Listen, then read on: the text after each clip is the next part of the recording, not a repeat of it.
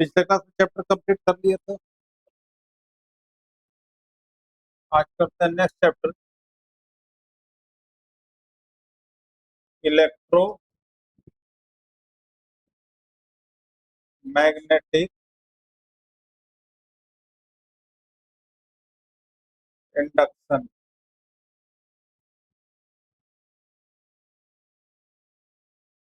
Chapter जो हो गया, चैप्टर नंबर क्या हो जाएगा? 6। चैप्टर नंबर क्या हो जाएगा? ये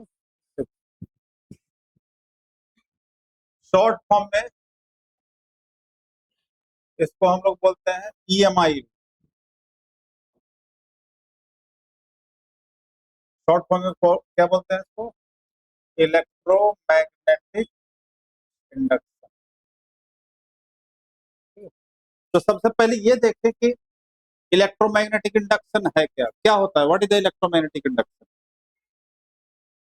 इलेक्ट्रोमैग्नेटिक इंडक्शन आप कह सकते हो this is a method to producing current, induced current, that is called. Current को प्रोड्यूस करने के प्रोसेस को ही कहते हैं क्या? Electromagnetic induction. तो ये करंट प्रोड्यूस कैसे होता है? तो करंट प्रोड्यूस करने का है the phenomenon of the phenomenon of change in the phenomenon change in magnetic flux. The phenomenon is change of magnetic flux linked with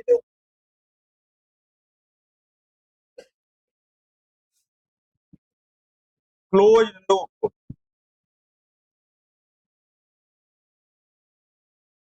loop induces current।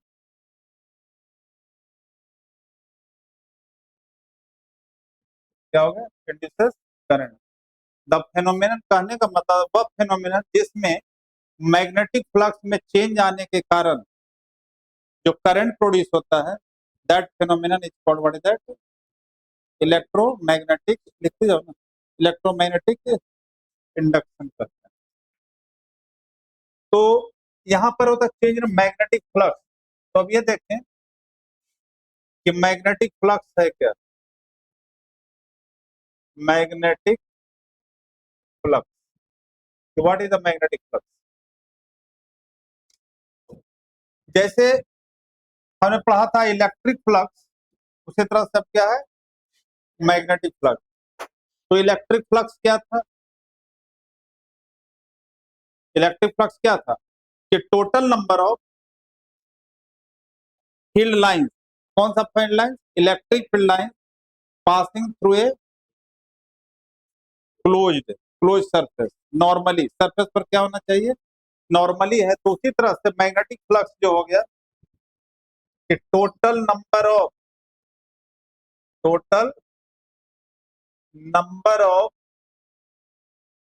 Magnetic flux, total number of magnetic field line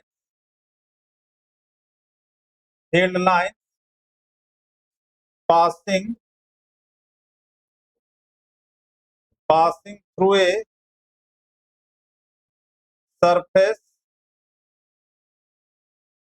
normally। जैसे वहां total number of electric field line था, उसी तरह से यहाँ पर क्या चीज है? Total number of magnetic field line passing through a close surface normally, वही कहलाता है क्या चीज? कॉल्ड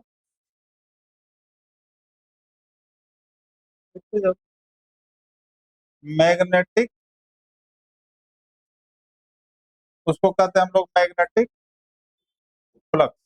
वहां देखिए, वहां पर भी कहते हैं क्या? इलेक्ट्रिक फ्लक्स को वहां भी फाई से डिनोट करते हैं, यहाँ पे भी क्या क्या डिनोट होता है? फाई से। तो जैसे ये क्लोज सरफेस है, जैसे कोई एक सरफेस है और इस सरफेस से जितने भी मैग्नेटिक फील्ड लाइन ये पास कर रहा है, दैट इज कॉल्ड, और ये सरफेस पर क्या है, नॉर्मल। तो इलेक्ट्रिक फ्लक्स जो मेजर करने का, मेजरमेंट का तरीका क्या था, फाई इक्वल टू हम लोग कहते थे ईडीएस कॉस थीटा। तो इसका मतलब है कि सबसे पहले इसमें एक एरिया एलिमेंट कंसिडर करते हैं। हम लोग क्या कंसिडर करते हैं, एरिया एलिमेंट। तो मान लिया एक छोटा सा एरिया हमने लिया, एरिया एलिमेंट है ये, और एरिया एलिमेंट जैसे बताया था, एरिया एक स्केलर क्वांटिटी होता है। एरिया क्या होता है, स्केलर क्वांटिटी, लेकिन इट्स अ स्मॉल एलिमेंट को मानते हैं क्या, सपोज टू बी वेक्टर, और वो सरफेस पर भी क्या होता है, नॉर्मल ही होता है। सरफेस जैसे मैग्नेटिक फील्ड लाइन सरफेस पर नॉर्मल है, इलेक्ट्रिक फील्ड लाइन सरफेस पर नॉर्मल हो, तो उसी तरह से एरिया वेक्टर भी सरफेस पर नॉर्मल होता है, डायरेक्टेड आउटवर्ड। तो इसमें हमने ये छोटा सा एरिया मान लिया, दिया डीएस, सपोज ये एंगल बना रहा है कितना, थीटा, मैग्नेटिक फील्ड के साथ कितने का एंगल बना रहा है, थीटा। तो इसका ये हॉरिजॉन्टल कंपोनेंट जो हो गया आपका, क्या हो जाएगा, डीएस कॉस थीटा, और वर्टिकल कंपोनेंट हो जाएगा इसका डीएस साइन थीटा। लेकिन हमें तो वो कंपोनेंट लेना है जो सरफेस पर क्या हो, नॉर्मल हो। तो जो इसका मतलब जो मैग्नेटिक फील्ड के डायरेक्शन में था वही वाला हो जाएगा, वही डायरेक्शन का हो जाएगा। तो इसलिए इसका मेजरमेंट जो है, मेजरमेंट ऑफ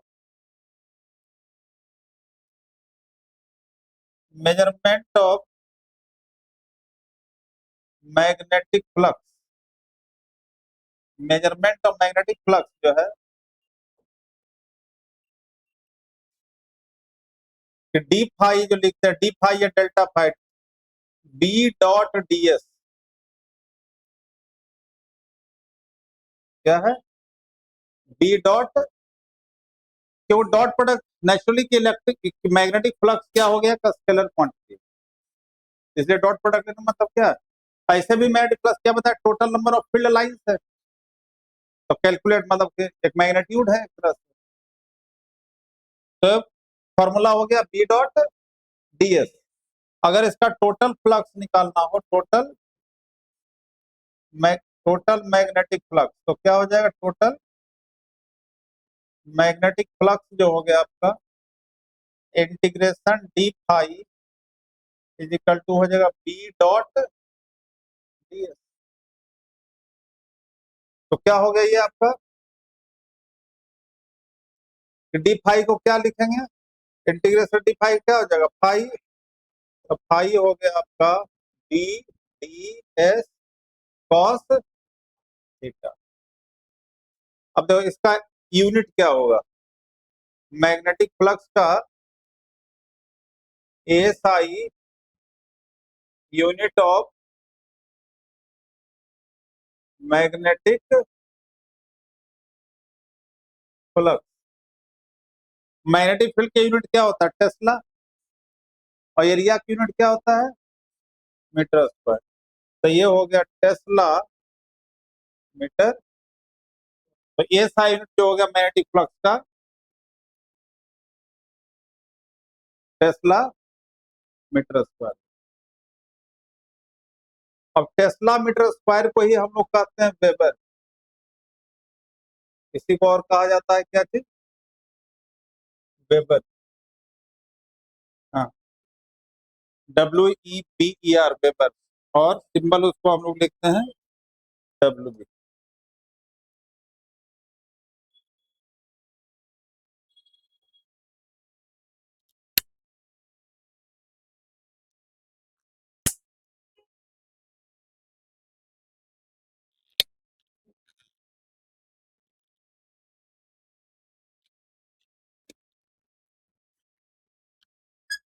ठीक है, तो ऐसा यूनिट हो गया इसका। अब इसी के बेसिस पर अगर आप निकालो सीजीएस यूनिट इसका क्या होगा, सीजीएस यूनिट, तो सीजीएस यूनिट क्या होता है, मैग्नेटिक फील्ड का यूनिट क्या होता है, गॉस। तो गॉस सेंटीमीटर स्क्वायर हो गया, गॉस सेंटीमीटर स्क्वायर। अच्छा, गॉस सेंटीमीटर स्क्वायर को हम लोग कहते हैं मैक्सवेल, क्या बोलते हैं? तो इसको और भी क्या बोलते हैं? Maxwell, MX, Maxwell. अब यहीं से अगर निकाले एक रिलेशन, एक गॉस में कितना होता है? एक गॉस में जो है आपका वन गॉस जो है, वन गॉस में हो गया क्या, 10⁻⁻⁴ टेस्ला। और एक सेंटीमीटर में कितना होता है? 10⁻⁻² मीटर हो गया। तो ये भी कितना हो, 10⁻⁴ हो जाएगा ना, मीटर स्क्वायर हो गया। तो एक तरह से क्या हो गया, 10⁻⁻⁴ और माइनस, तो -8 टेस्ला मीटर स्क्वायर। और टेस्ला मीटर स्क्वायर को क्या करता है, वेबर, क्या बोलता है? वेबर। मतलब 10⁻⁻8 क्या हो गया, वेबर। ये किसके बराबर होगा? मैक्सवेल के बराबर। किसके बराबर हो गया? मैक्सवेल। तो एक तरह से हम कह सकते हैं कि रिलेशन जो हो गया, ये बता क्या रिलेशन आ गया आपका, कि एक मैक्सवेल में वन, मैक्सवेल में कितना, 10⁻⁻8 वेबर, या 1 वेबर इज इक्वल टू, क्या बोल सकते हैं, 10⁻⁻10⁸ हो जाएगा सर। 8 क्या, Maxwell, 1 Maxwell is equal to -8 weber कहो, या 1 वेबर इज इक्वल टू क्या चीज, 10⁸8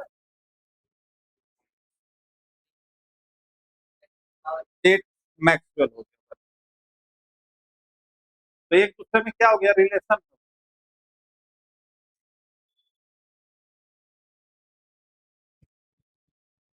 तो इसका मतलब है, अगर देखो यहां से, कि अगर केस आप लो, theta is equal to 0 degree. अच्छा, थीटा किसके किसके बीच में है, मैग्नेटिक फील्ड और, यहाँ दो, मैग्नेटिक फील्ड और डीएस के बीच में, एरिया के बीच। तो मैग्नेटिक फील्ड और एरिया के बीच में थीटा की वैल्यू अगर 0 हो जाए, तो 0 इसका मतलब उसी डायरेक्शन में आ गया, तो उस समय मैक्सिमम फ्लक्स हो जाएगा। लेकिन थीटा अगर 90 डिग्री हो जाए, तो कॉस 90 0 हो जाएगा, तो प्लस 0 हो जाएगा। इसका मतलब है कि मैक्सिमम फ्लक्स के लिए जिस डायरेक्शन में मैग्नेटिक फील्ड है, उसी डायरेक्शन में क्या होना चाहिए, उसका एरिया वेक्टर दूसरी डायरेक्शन में होना चाहिए। सबसे पहले इलेक्ट्रोमैग्नेटिक इंडक्शन के बारे में एक्सप्लेन किया था किसने, फैराडे ने, फैराडे। तो फैराडे का एक्सपेरिमेंट था ईएमआई से रिलेटेड, इलेक्ट्रोमैग्नेटिक इंडक्शन। और उसी के बाद जो कंक्लूजन अपने एक्सपेरिमेंट के बेसिस पर जो कंक्लूजन मिला, वही दिया गया कि फैराडे लॉ ऑफ ईएमआई का, फैराडे लॉ ऑफ ईएमआई। तो पहले हम लोग देखते हैं कि फैराडे एक्सपेरिमेंट क्या है।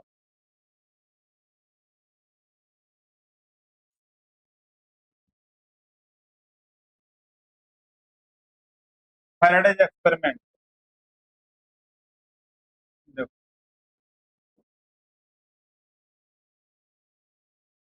फैराडे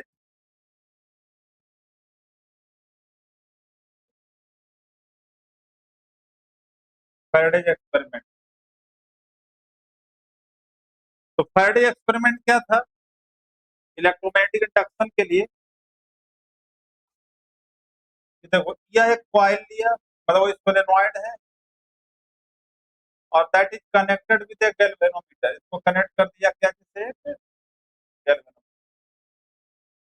ठीक है।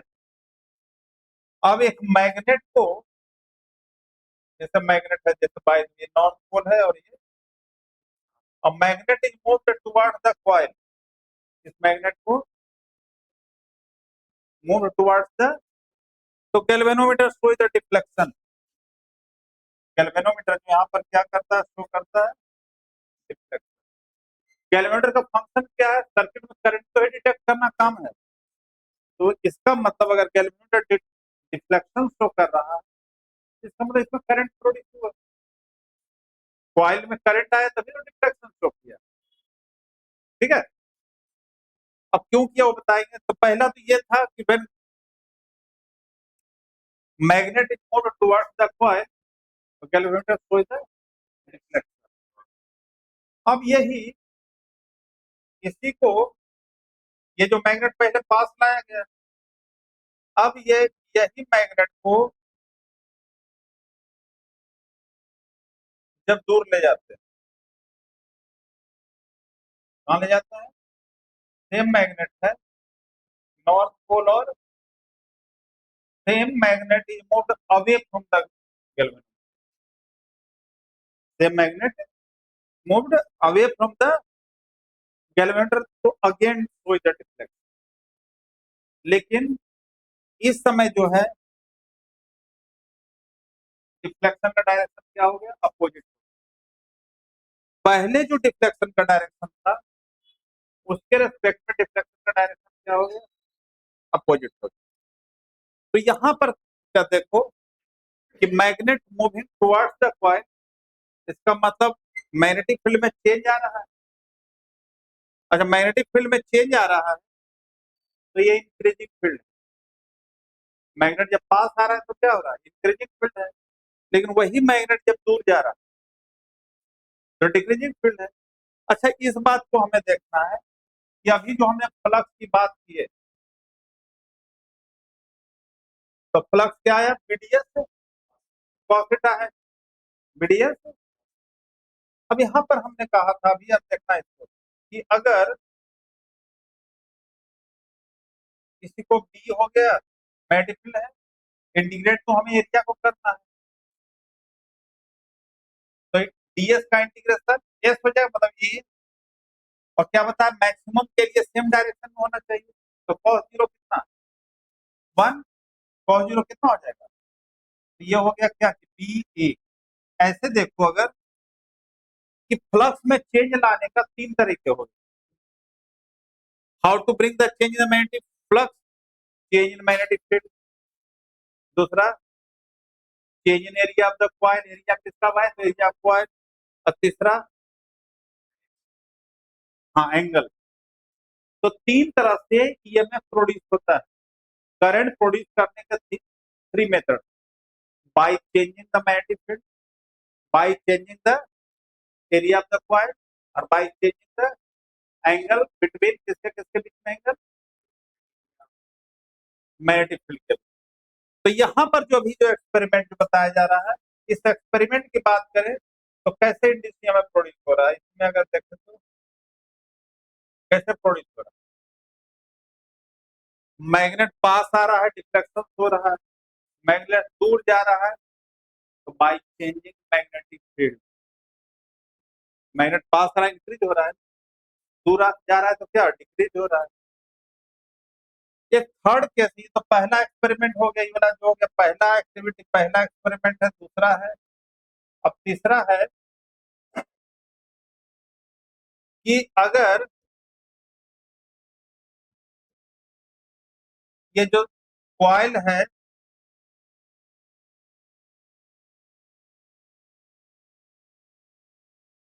कॉइल के अंदर मैग्नेट को कंप्लीटली इंसर्ट कर दिया जाता है, हाँ, हमें नहीं, ठीक है। तो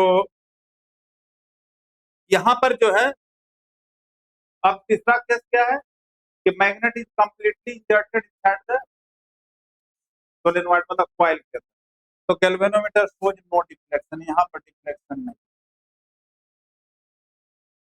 ठीक है। पहला में था magnet move towards the coil, दूसरा है अवे फ्रॉम द कॉइल, और तीसरे में कह रहा है कि completely magnet is completely inserted inside the solenoid, तब गैल्वेनोमीटर डिफ्लेक्शन शो नहीं करता है। तो तीन एक्टिविटी, जो तीन जो ऑब्जर्वेशन किया, ये तीनों ऑब्जर्वेशन के बेसिस पर ही लॉ दिया, उसको कहते हैं हम लोग फैराडे लॉ ऑफ ईएमएफ।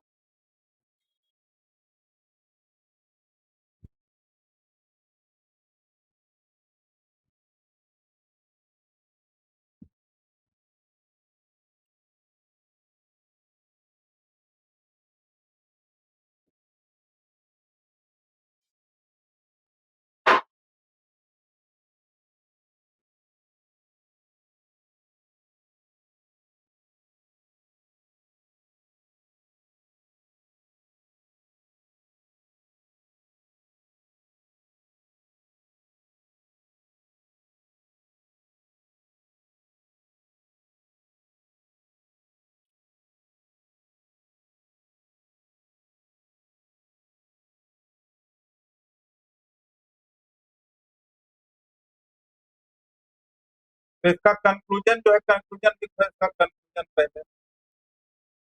ये तीनों एक्सपेरिमेंट का क्या था conclusion?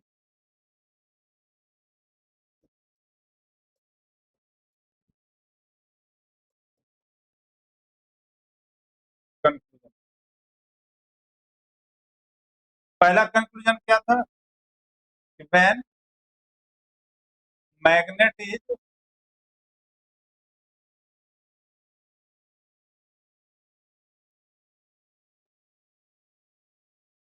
When magnet is moved towards coil, वही सोलेनॉइड, गैल्वेनोमीटर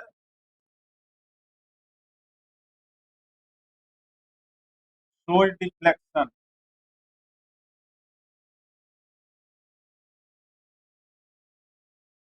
शोज क्यों करता? Due to change in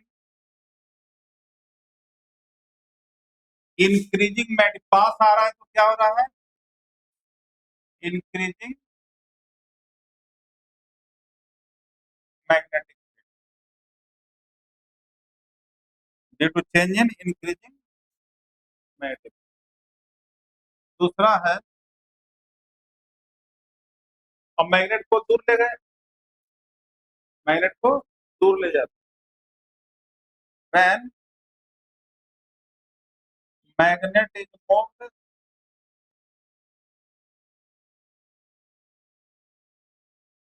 magnet is moved away, when magnet is moved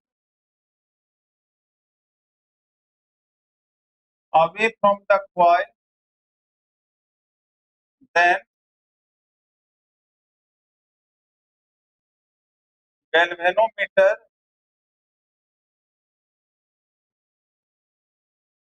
shows deflection,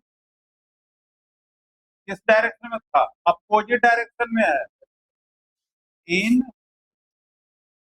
opposite,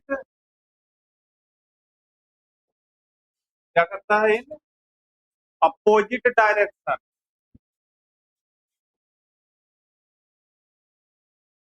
क्यों करता है वैसा? Due to change in decreasing decreasing magnetic field, क्योंकि पास आ रहा है तो मैग्नेटिक फील्ड इंक्रीज हो रहा है, जब दूर जा रहा है तो मैग्नेटिक फील्ड क्या हो रहा है? डिक्रीज हो गया। और तीसरा में था, व्हेन मैग्नेट जो है इज कंप्लीटली, पूरी तरह से completely inserted inside the coil, पूरी तरह से कंप्लीटली इंजर्ट कर दिया, और कॉइल के अंदर हो सकता है कि मोशन में भी हो,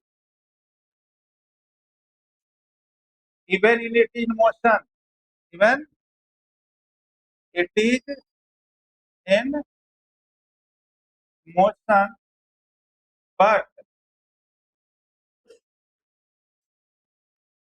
galvanometer shows no deflection. लेकिन उस केस में गैल्वेनोमीटर डिफ्लेक्शन शो क्यों नहीं करता है? बिकॉज, क्योंकि जब तक चेंज नहीं आएगा, because no change in magnetic flux, मतलब जब तक मैग्नेटिक फ्लक्स में चेंज नहीं आएगा तब तक ईएमएफ इंड्यूस। ईएमएफ भी क्या है? पोटेंशियल। ईएमएफ की जो से पोटेंशियल है, तो जब तक चेंज नहीं होगा तब तक इंड्यूस ईएमएफ प्रोड्यूस। तो ये जो कंक्लूजन निकाला अपने एक्सपेरिमेंट के बेसिस पर, जो कंक्लूजन निकाला वही कंक्लूजन ही लॉ कहलाता है, जिसको हम लोग कहते हैं क्या? Faraday law of EMF. तो नेक्स्ट टॉपिक आपका है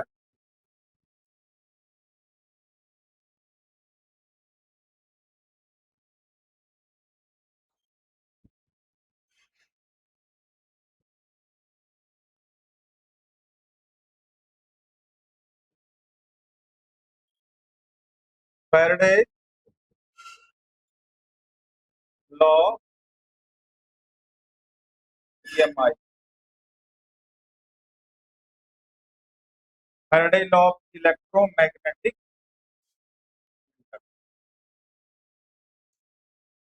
तो क्या देखा?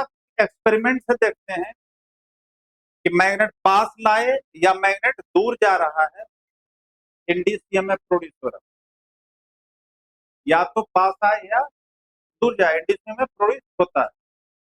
तो पहला स्टेटमेंट यही है, whenever there is change, whenever there is change in magnetic flux, whenever there is change in magnetic, जैसे भी हो, whenever जैसे भी, change in magnetic flux linked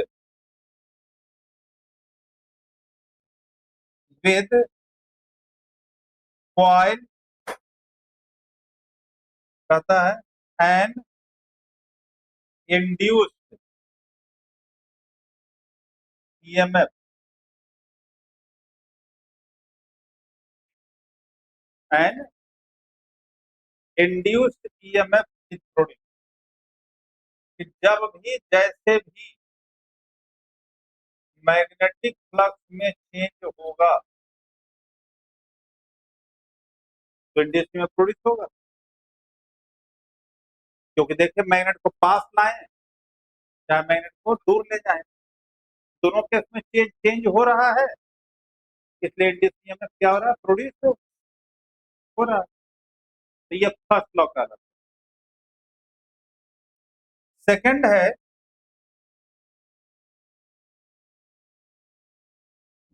तो जैसे एक तरह से समझाने के लिए ऐसे भी समझ सकते हो क्या?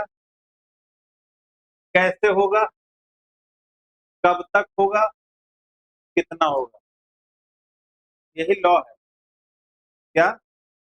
कैसे होगा, कब तक होगा और कितना होगा। कैसे होगा भाई? तो जब चेंज होगा तो इंडस्ट्री में प्रोड्यूस हो, वेनेवर मतलब कैसे होगा? जब तक जब मैग्नेटिक फ्लक्स में चेंज होगा इंडस्ट्री में, तो पहला कंडीशन मैग्नेटिक फ्लक्स में चेंज होना है। दूसरा कहता है क्या? कब तक होगा। तो दूसरे के लिए कहता है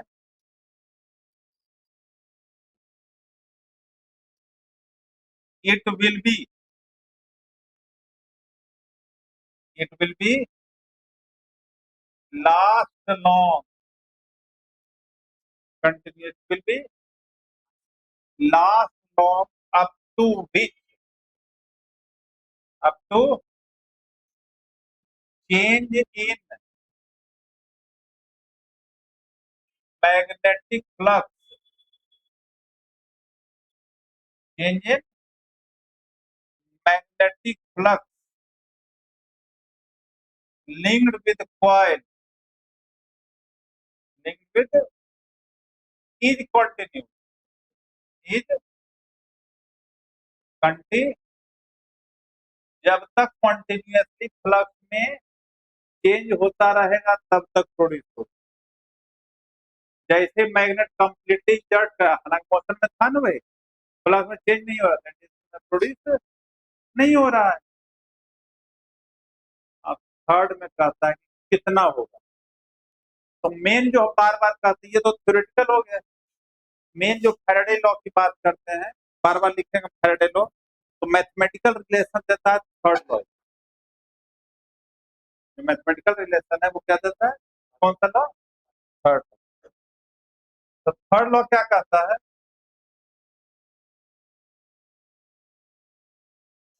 थर्ड लॉ है कि the rate of change,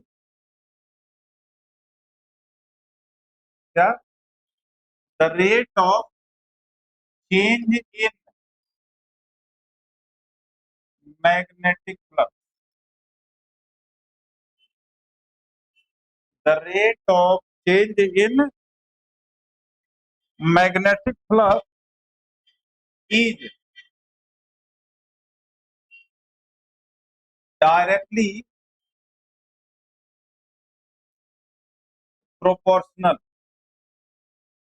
the rate of change in magnetic flux is directly proportional to magnitude of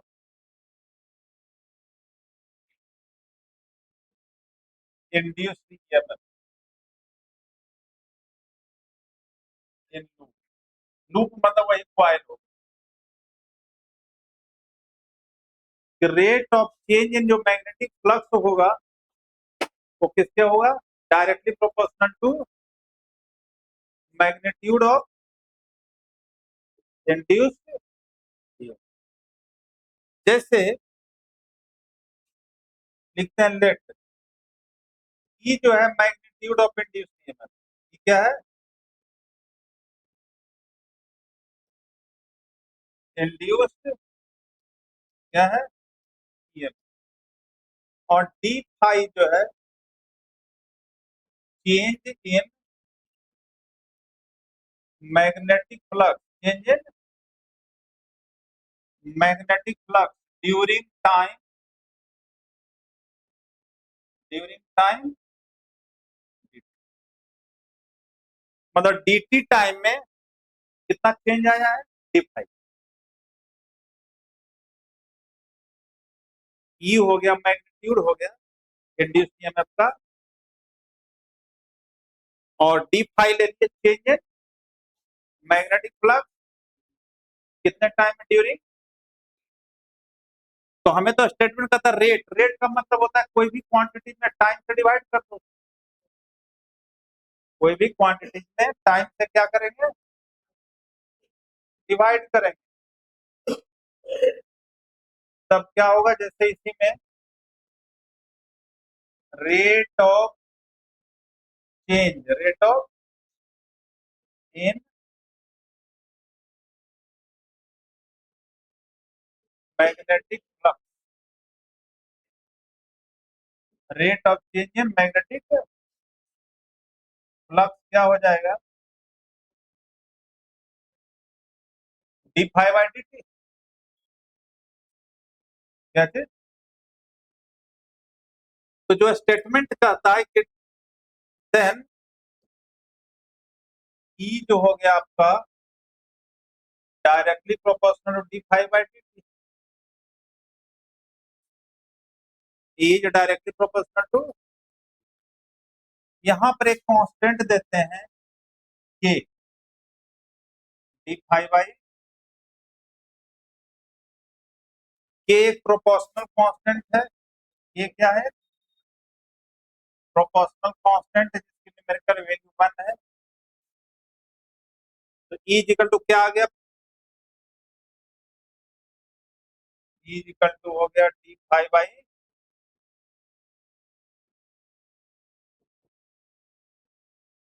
D five by.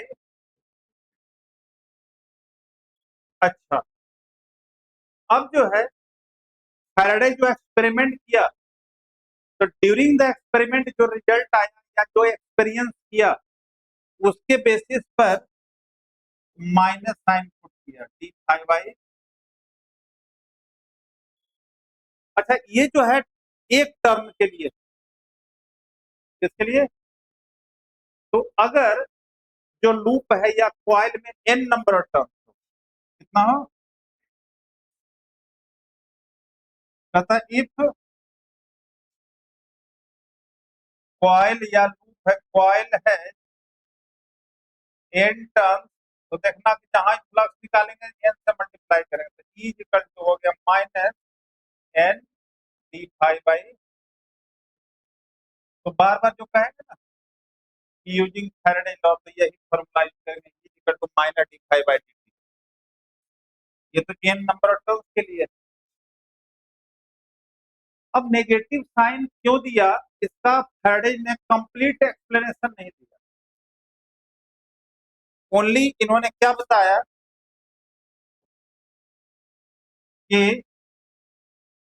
Negative sign जो है, नेगेटिव साइन इंडिकेट जो इंड्यूस ईएमएफ प्रोड्यूस हुआ, इंड्यूस ईएमएफ जो है वो oppose करता है, opposite to change in magnetic flux, opposite to change in magnetic flux due to which it produce, due to which it, मतलब जिसके कारण मैग्नेटिक फ्लक्स जो प्रोड्यूस हुआ है उसी को क्या करेगा, वो चेंज करता है अपने एक्सपेरिमेंट के बेसिस पर, अपने experiment during the experiment what ever he found. बताया नेगेटिव साइन क्या करता है, इसलिए कहता है कि इंड्यूस्ड ईएमएफ जो होता है अपोजिंग नेचर होता है। इंड्यूस्ड ईएमएफ क्या होता है, अपोजिंग नेचर। तो ये इंड्यूस्ड ईएमएफ का अपोजिंग नेचर क्यों है और क्यों अपोज करता है और कैसे अपोज करता है, इसके बारे में फैराडे ने एक्सप्लेन नहीं किया। तो इसका जो एक्सप्लेनेशन है किसने दिया है, लेंज। किसने एक्सप्लेनेशन दिया इसका, लेंज।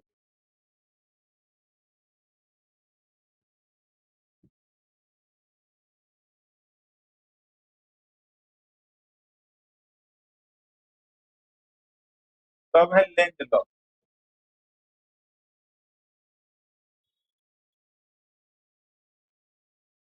क्या, तो लेंज ने क्या एक्सप्लेन किया, क्यों अपोज करता था, वो सारा एक्सपेरिमेंट जो है ओनली एक्सप्लेनेशन फैराडे ने नहीं दिया।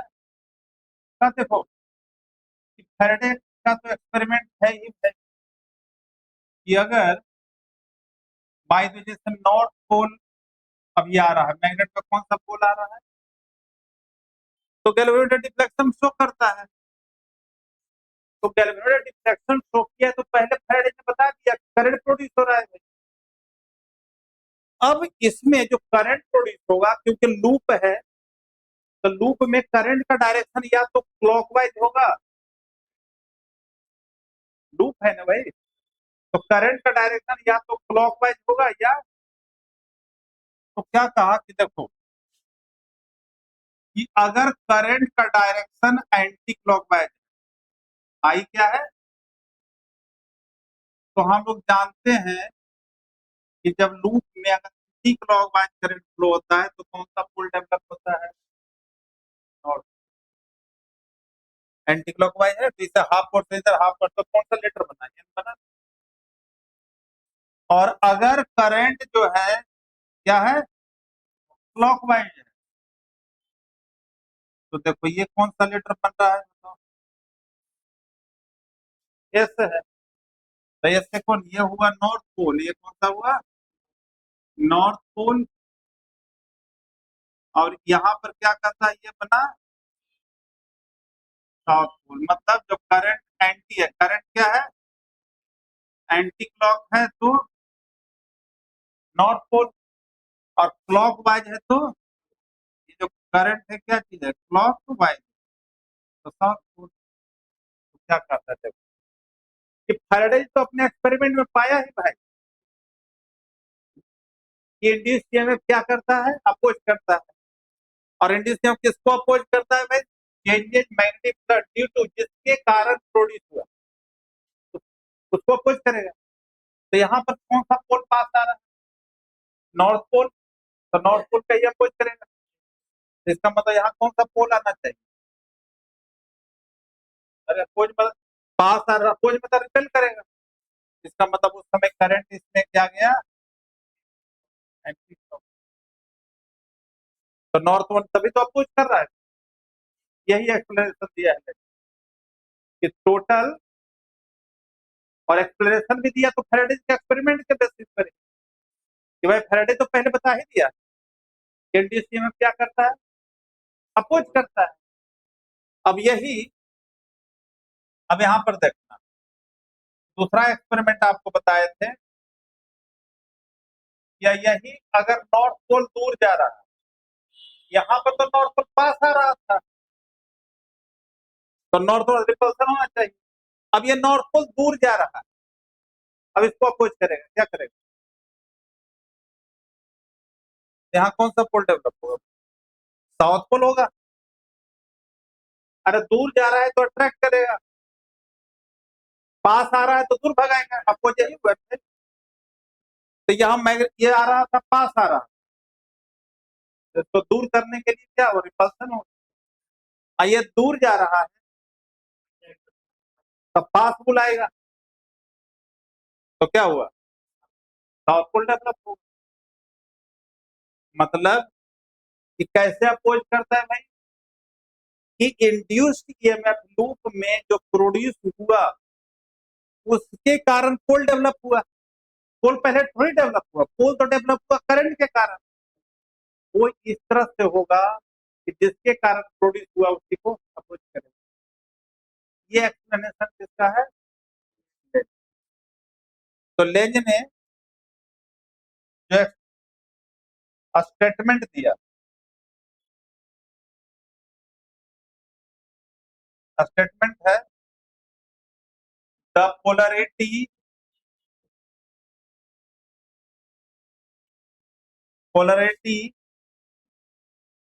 ड्यू टू इंड्यूस्ड करंट, जो पोलरिटी डेवलप होगा किसके कारण होगा, इंड्यूस्ड करंट के कारण। Polarity due to induced current at the end of the coil, end of loop, such that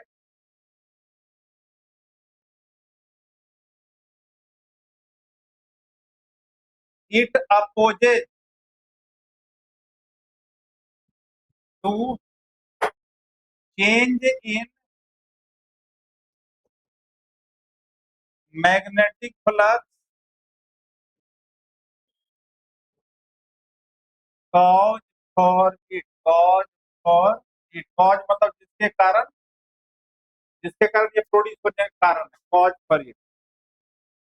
यहाँ जो डिफ्लेक्शन आ रहा था क्या, नॉर्थ पोल के कारण, नॉर्थ पोल का अपोज करता। अगर साउथ होता तो साउथ पोल का ही अपोज करता। तो यही है क्या कि लेंज, मतलब लेंज ना है क्या, फैराडे ने जो एक्सप्लेनेशन दिया उसको क्लियर एक्सप्लेनेशन नहीं दे पाया, उसी को उसी के एक्सपेरिमेंट के बेसिस पर इन्होंने क्या कर दिया, एक्सप्लेन कर दिया। तो इससे क्रेडिट किसका चला जाता है, ठीक है।